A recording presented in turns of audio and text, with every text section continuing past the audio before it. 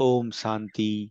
आज की अव्यक्त मुरली 7 अप्रैल सन 1983 से लिया गया है, जिसका शीर्षक है माताओं के प्रति अव्यक्त बाप दादा के दो अनमोल बोल। पार्टियों के साथ अलग अलग ग्रुप से मुलाकात। बाप की बधाई का पात्र बनने के लिए माया को विदाई दो। बाप दादा कहते, सदा अपने को बाप के साथी अनुभव करते हो। जिसका साथी सर्वशक्तिवान बाप है, उसको सदा ही सर्व प्राप्तियां हैं। उनके सामने कभी भी किसी प्रकार की माया नहीं आ सकती। माया को विदाई दे दी है। कभी माया की मेहमानी तो नहीं करते।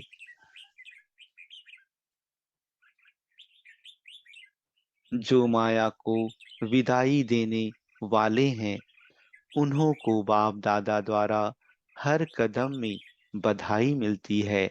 अगर अभी तक विदाई नहीं दी तो बार बार चिल्लाना पड़ेगा। क्या करें, कैसे करें? इसलिए सदा विदाई देने वाले और बधाई पाने वाले ऐसे खुशनसीब आत्मा हो। हर कदम बाप साथ है तो बधाई भी साथ है।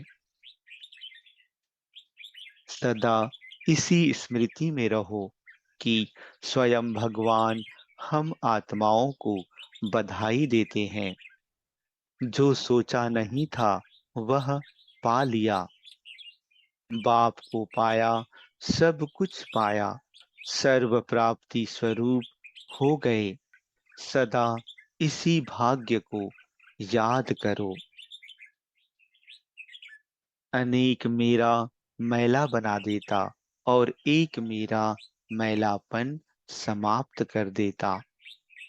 बाप दादा कहते, सभी एक बाप के स्नेह में समाये हुए रहते हो। जैसे सागर में समा जाते हैं, ऐसे बाप के स्नेह में सदा समाये हुए। जो सदा स्नेह में समाये रहते हैं, उनको दुनिया की किसी भी बात की सुध बुध नहीं रहती। स्नेह में समाये होने के कारण सब बातों से सहज ही परे हो जाते हैं।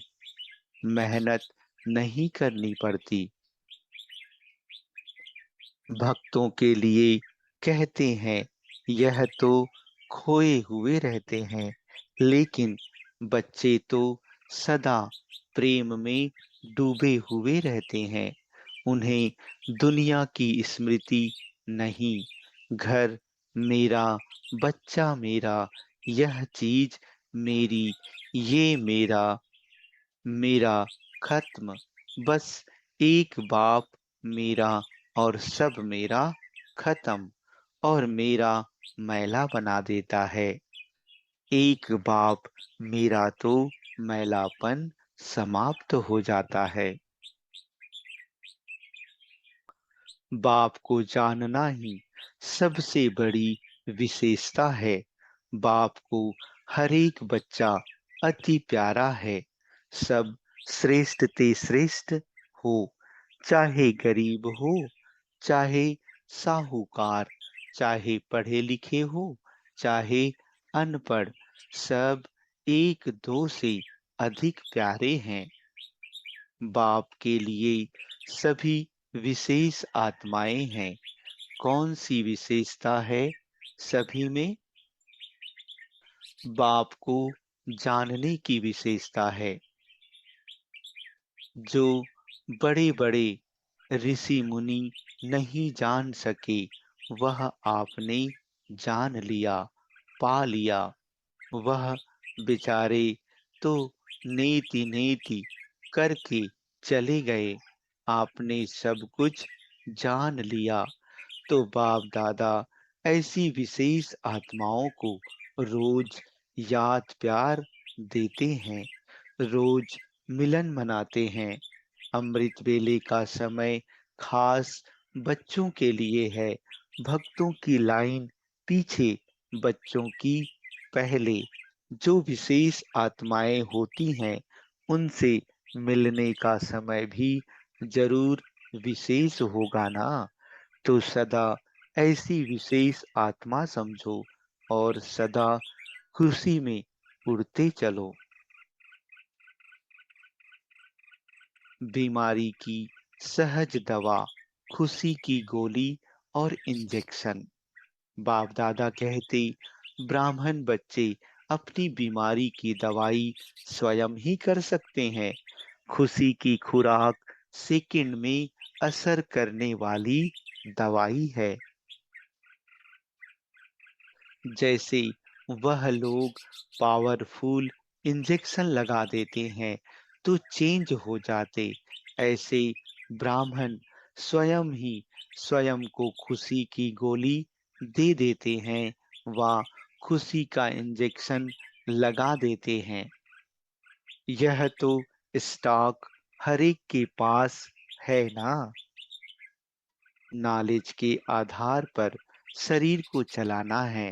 नॉलेज की लाइट और माइट बहुत मदद देती है।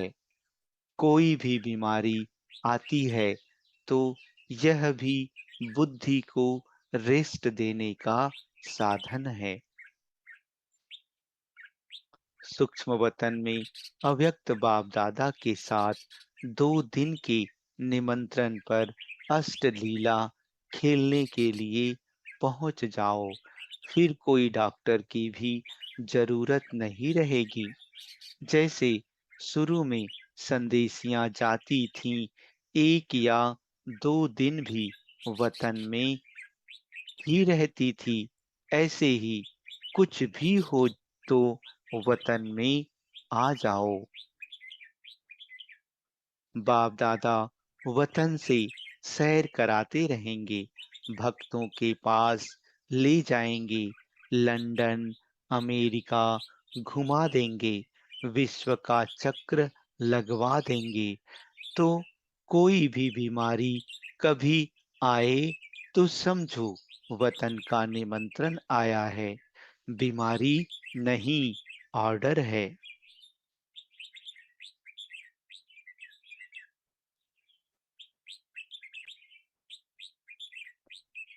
प्रश्न है, सहज योगी जीवन की विशेषता क्या है? बाप दादा उत्तर देते हुए कहते, योगी जीवन अर्थात सदा सुखमय जीवन। तो जो सहज योगी है वह सदा सुख के झूले में झूलने वाले होते हैं। जब सुखदाता बाप ही अपना हो गया तो सुख ही सुख हो गया ना। तो सुख के झूले में झूलते रहो। सुखदाता बाप मिल गया, सुख की जीवन बन गई, सुख का संसार मिल गया। यही है योगी जीवन की विशेषता, जिसमें दुख का नाम निशान नहीं। दूसरा प्रश्न है, बुजुर्ग और अनपढ़ बच्चों को किस आधार पर सेवा करनी है? उत्तर देते हुए बाप दादा कहते, अपने अनुभव के आधार पर। अनुभव की कहानी सबको सुनाओ। जैसे घर में दादी व नानी बच्चों को कहानी सुनाती है, ऐसे आप भी अनुभव की कहानी सुनाओ। क्या मिला है, क्या पाया है, यही सुनाना है। यह सबसे बड़ी सेवा है जो हर एक कर सकता है। याद और सेवा में ही सदा तत्पर रहो, यही है बाप समान कर्तव्य। अच्छा, ओम शांति।